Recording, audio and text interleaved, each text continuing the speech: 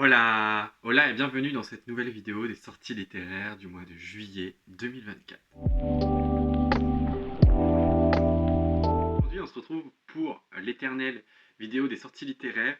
Je savais pas trop si je voulais la faire et puis finalement j'ai regardé un tout petit peu et j'ai trouvé quelques petits titres, 10 titres exactement pour juillet. J'ai un peu mixé les graphiques et tout avec les romans pour éviter de faire deux catégories vu qu'il n'y a que seulement 10 titres. Donc normalement ça devrait être assez rapide. Je sors la vidéo normalement du coup on est le 2 juillet. Spoiler alerte, elle sort pas du tout mardi. Elle sort avec quasi une semaine de retard. Je voulais pas la publier au tout début, mais les copines m'ont fait remarquer qu'il y avait quand même des titres qui étaient intéressants et tout à présenter. Donc voilà, malgré que la moitié des titres soient déjà sortis, au moins, si vous les avez pas vu passer, bah vous savez que c'est sorti. Et puis sinon, bah voilà. On se retrouve en tout cas pour une prochaine vidéo rapidement. Je vous laisse avec la suite de la vidéo. Parce que je la sors mardi.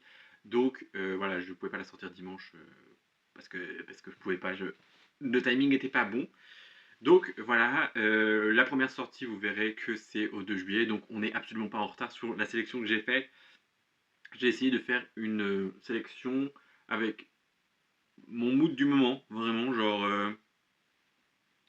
vraiment un peu de romance, un peu de thriller et un peu de fantasy, comme d'hab. Enfin, voilà, et voilà, c'est comme ça en ce moment, donc je mélange un peu tout. On va pas traîner, on va commencer tout de suite au 2 juillet avec La promesse de l'éternité de Lena Clark aux éditions Reine de Cœur, que je ne connaissais absolument pas, ces éditions que je ne connaissais absolument pas. Donc cette vidéo va me donner l'occasion d'approfondir un tout petit peu, parce que j'ai été voir un tout petit peu ce que c'est.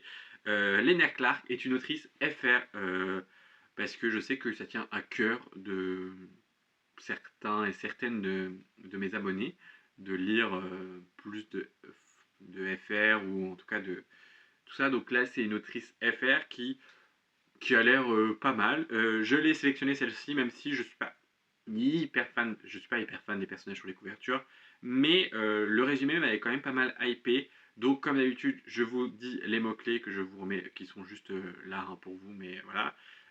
Donc j'avais marqué autrice FR, magie, princesse, romance FF, et c'est aussi pour ça que je l'ai mis, romance Tessie, spicy, fan family, mariage arrangé. Voilà, c'est un peu à peu près résumé voilà, la trope. C'est une romantaisie somme toute classique, mais une romantaisie FF, et ça, pour le coup, on adore parce qu'on n'en voit pas assez des romances saphiques et ça fait plaisir à voir.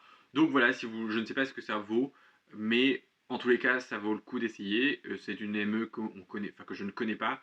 C'est une autrice française et en plus de ça, c'est une romance FF.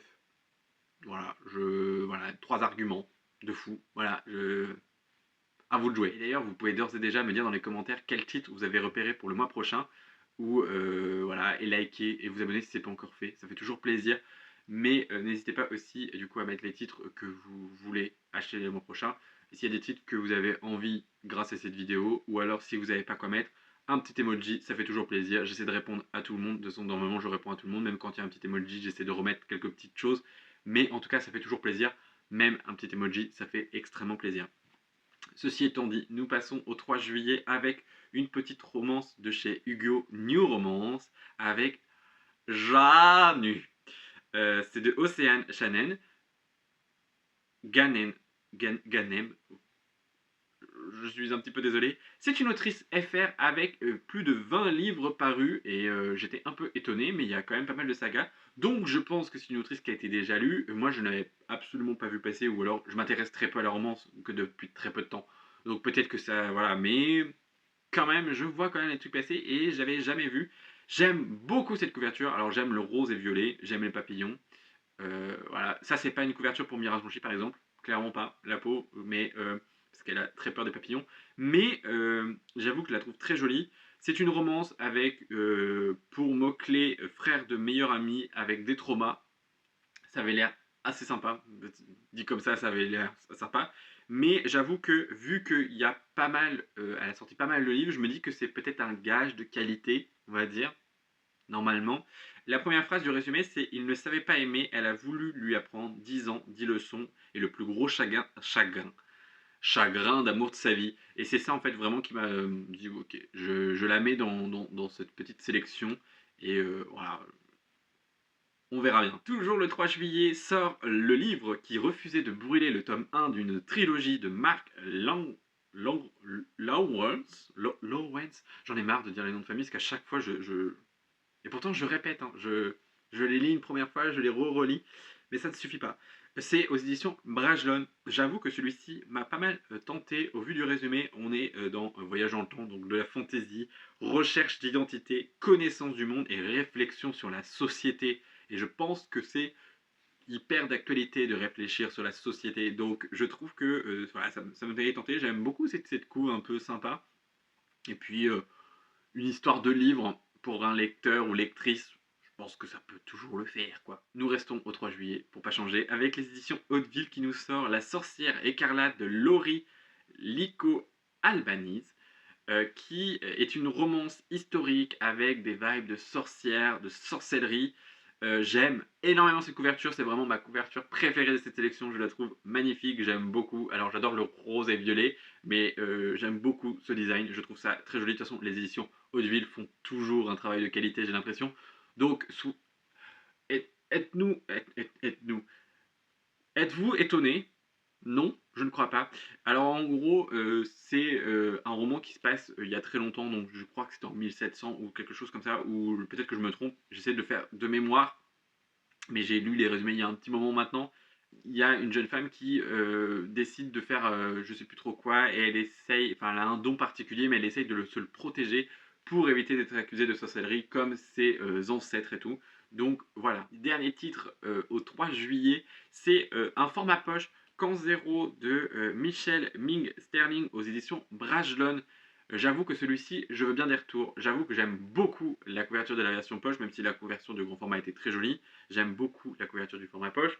C'est une dystopie, science-fiction, mystère, thriller et changement climatique. Alors je ne suis pas très thriller, mais les mots-clés m'ont un peu inspiré. J'avoue que le résumé, je l'ai lu un petit peu en zigzag parce que c'est le genre de livre que j'ai pas trop envie d'en savoir. Je me suis surtout arrêté sur les mots-clés. Donc si vous l'avez lu et que vous avez aimé ou pas aimé, sans spoiler, n'hésitez pas à me le dire dans les commentaires pourquoi vous avez pas aimé par exemple ou pourquoi vous avez aimé.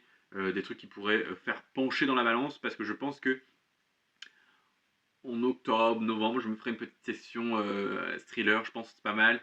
Des trucs un peu soft parce que je suis pas un expert et j'aime pas trop les trucs gore, j'aime pas trop les trucs qui font peur, mais des trucs genre dans le style de La femme de ménage par exemple. Je vois bien le tome 2 de La femme de ménage sortir à ces eaux-là et ça serait parfait en format poche. Hein, j'ai lu, on vous voit. Ensuite, nous passons au 4 juillet avec un petit manga, c'est le tome 3 du goût des fraises de Hirono aux éditions Kurokawa avec pour mots-clés romance, tranche de vie, famille, botanique. C'est une saga en 4 tomes et le quatrième tome sort en octobre. Et je vous ai rien dit, c'est parce que j'ai vu qu'il sort en octobre. Donc voilà, donc ça veut dire qu'en octobre la saga sera terminée. Je sais qu'on me l'avait recommandé dans les mangas à lire quand j'avais fait une vidéo sur les mangas. Et du coup, bah, je l'avais noté quelque part. Et là, j'ai vu que le tome 3 sortait, donc c'est plutôt l'idéal. Moi, j'avoue que j'aime beaucoup les courtes séries, surtout en 4 tomes, c'est plutôt cool. Ça permet de développer un univers. Voilà, ça a l'air assez sympa de ce qu'on m'en avait dit. J'en avais vu déjà depuis un petit moment d'autres retours. Je me laisserai peut-être pencher quand la saga sera terminée. J'attendrai de voir un petit peu voilà, les retours. Et puis pourquoi pas me la procurer. J'avoue que les mangas, s'ils sont pas trop dispo en médiathèque, des fois c'est un peu compliqué parce que bon, j'hésite un peu à acheter quand j'ai pas lu le tome 1 ou alors de trouver le tome 1 vraiment d'occasion. Et voilà. Nous passons directement au 9 juillet avec une sortie en format poche de Meute de Karine Ringberg. C'est une autrice FR qui, était éditée, qui est toujours éditée chez ActuSF. Là, moi j'ai le brochet enfin, le livre en grand format. J'ai beaucoup aimé. Je n'aime pas du tout. Je suis désolé, je n'aime pas du tout la couverture du poche. Je trouve ça pas très joli. Pas très distinct. Enfin, pour moi, on ne distingue pas vraiment les éléments. Ils ont fait toute une collection comme ça. Je suis désolé pour l'illustrateur ou l'illustratrice. Je ne sais plus c'est qui. Mais c'est pas un but, c'est juste un goût personnel. Je ne suis pas très fan, mais vous devez lire Meute. Parce que Meute, c'est vraiment, vraiment, vraiment génial. Et c'est vraiment un livre à part. Il faut prendre le temps de découvrir Meute. Il faut prendre le temps de se mettre dedans. C'est assez immersif. Euh, c'est C'est assez différent de lectures qu'on peut lire ailleurs et franchement, ça reste une lecture marquante de mon année 2023. Les mots-clés sont fantaisie urbaine, loup-garou, tranche de vie, reconstruction de soi et stress post-traumatique. Et aussi, on pourrait rajouter aussi en mots-clés, ça peut vous décider avec de la représentation LGBT, représentation d'handicap, tout ce que vous voulez, mais c'est vraiment, vraiment un livre génial, vraiment découvrez-le, ou alors si vous pouvez vous procurer en grand format, parce qu'il est sublime en grand format, j'aime beaucoup, n'hésitez pas d'occasion, mais bon, vu qu'il est plus édité, on se doute bien que ça doit revendre masse, j'avoue que j'aurais pas autant aimé, je pense que voilà, je l'aurais prêté ou tout ça, mais d'ailleurs, bon, s'il y a une copine qui est vraiment copine, et qui veut le lire, mais je crois pas, hein, je pense que toutes les copines l'ont lu, et qui désire le lire en grand format, je veux bien l'envoyer si elle me le renvoie après derrière, parce que le but c'est de faire découvrir, et c'était vraiment, vraiment génial, même si j'encourage quand même d'acheter le format poche pour l'autrice, pour soutenir l'autrice, parce que bah, c'est ça qu'on veut, même si la maison d'édition, il y a quelques petits défauts, voilà, l'autrice n'y est pour rien, et vraiment son livre mérite vraiment d'être lu.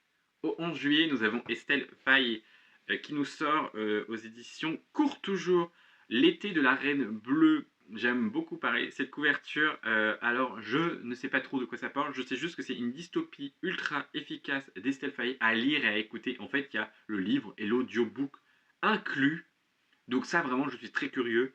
La France, dans un futur proche, ça annonce vraiment pas mal de choses. J'avoue que j'ai essayé de découvrir Estelle Faye avec la dernière Amazon. J'ai pas accroché du tout, mais j'ai rencontré l'autrice à l'Ouest-Hurlant. J'ai beaucoup aimé cette personne. C'est une autrice FR. Je voulais le préciser parce que pour moi c'était évident, mais peut-être pas pour vous. Et franchement, celui-ci, je pense que c'est l'idéal pour la découvrir, je pense. Donc, enfin, pour retenter, voilà, ça me donne très envie. Donc, à voir. Le 12 juillet, nous avons le dernier roman de cette sélection qui n'est Ne jamais dire jamais de. C'est de Yuko Deneville. C'est aux éditions Milo Éditions, que je ne connais absolument pas plus que ça. Mais est-ce que c'est étonnant? Non, parce que c'est un roman policier à suspense avec une petite romance. Lui, c'est le résumé qui m'a fait pencher dans la balance quand je vous dis que je lis beaucoup de résumés dans les sorties littéraires parce que en fait, je prends déjà une grosse sélection des couvertures qui me plaisent ou qui m'attirent un tant petit peu ou alors qui ont l'air autre chose que des harlequins ou des trucs avec des torses poilus. Et celui-ci, ce livre, le début du résumé, c'est marqué: ce livre, pas comme les autres, te rappellera de ne jamais dire jamais. Il te montrera que l'amitié se cache parfois où on ne s'attend pas. Et ça, vraiment, vraiment, tout le résumé, je vous conseille d'aller le voir. Franchement, ça m'a donné très envie.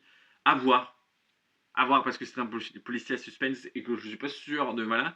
Mais il y avait une grosse vibe d'amitié, de meilleurs amis, tout ça. Et ça avait l'air tout bonnement quand même génial. Donc voilà. Et au 19, nous terminons avec un graphique qui est Catboy. Un graphique qui a l'air un petit peu spécial. Alors c'est par Benji Nate. Alors les éditions, je ne sais pas, ça se trouve c'est derrière, vraiment, c'est vraiment caché derrière. Mais je vous ai mis une petite image des illustrations.